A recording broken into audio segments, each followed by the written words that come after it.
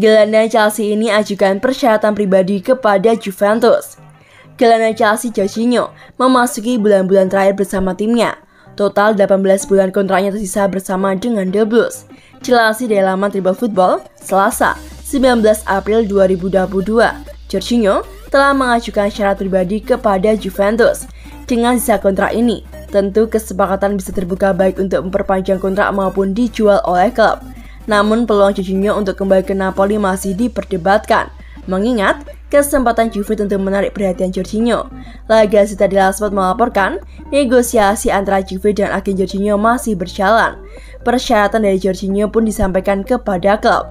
Jorginho menuntut biaya 7 juta euro per tahun, termasuk anggaran gaji dari klub. Angka ini menyentuh penerima gaji tertinggi setelah Matthijs de Ligt dengan 8 juta per tahun, plus bonus 4 juta per tahun.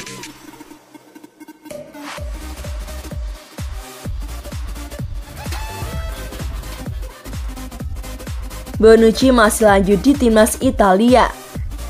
Tak seperti Giorgio Chiellini, Leonardo Bonucci masih ingin berkarir di timnas Italia. Bonucci siap membimbing para pemain muda Gli Azzurri. Italia baru saja menelan hasil mengecewakan di playoff Piala Dunia 2022. Italia malah tumbang 0-1 dikarenakan gol di masa injury time. Alhasil, Italia pun gagal melaju ke Piala Dunia untuk duel edisi beruntun setelah yang pertama pada 2018. Hal ini tentunya memalukan untuk Italia yang berstatus juara Eropa. Padahal mereka punya sederet pemain berkualitas yang berada 1-2 level di atas pemain Makedonia Utara.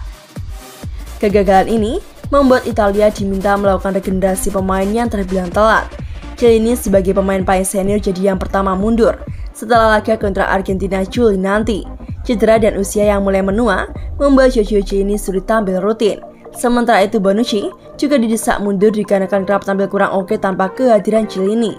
Meski demikian, Bonucci rupanya belum mau menyerah bersama dengan Italia.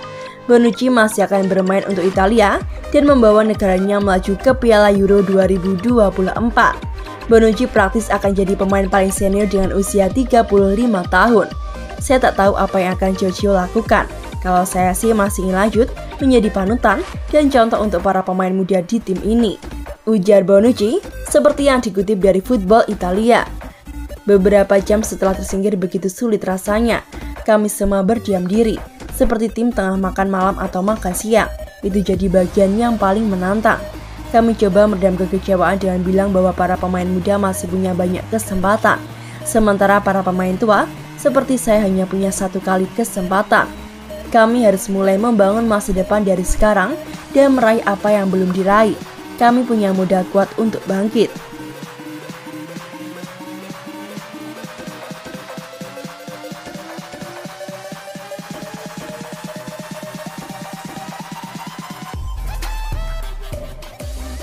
Prediksi Juventus versus Fiorentina, harapan terakhir Allegri, selamatkan musim buruk The Old Lady.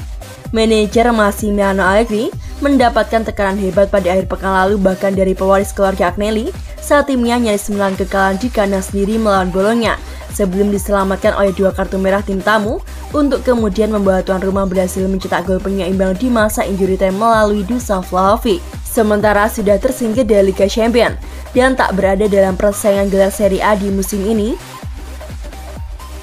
pelatih yang berusia 54 tahun tersebut masih memiliki kesempatan untuk menyelamatkan musim timnya yang berantakan dengan memenangkan satu-satunya harapan gelar tersisa di Coppa Italia setelah mereka unggul dengan skor 0-1 di pertemuan pertama di Artemo Franchi. Fiorentina sementara itu lolos ke babak ini setelah mengalahkan Atalanta di perempat final dan Napoli di 16 besar untuk menunjukkan berapa jauh potensi mereka pada musim ini, bahkan setelah kepergian Dusan Vlahovic ke Juventus.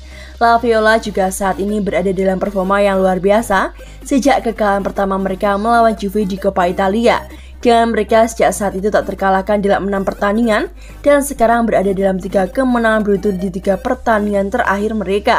Dalam 33 pertemuan head-to-head terakhir antara kedua belah pihak, Juve unggul setelah memenangkan 19 pertandingan, kalah 5 kali, dan seri 9 kali. Pertemuan terbaru mereka adalah di leg pertama Coppa Italia yang berakhir dengan skor 0-1 bagi kemenangan tim tamu. Massimiliano Allegri tetap tanpa pemain sayap Federico Chiesa gelandang Amerika Weston McKennie, striker Brasil Kai Havertz, gelandang Manuel Locatelli, dan pemain sayap Prancis yakni Marley Ike.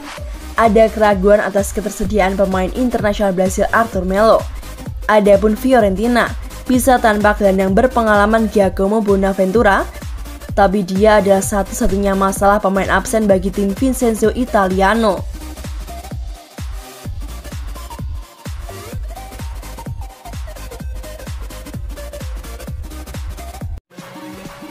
Juventus akan lepaskan Adrien Rabiot, Newcastle siap tampung. Juventus dikabarkan berencana melepaskan Adrien Rabiot pada bursa transfer di depan mata. Tepatnya setelah Juni 2022, rumor demikian menghadirkan tanda tanya besar.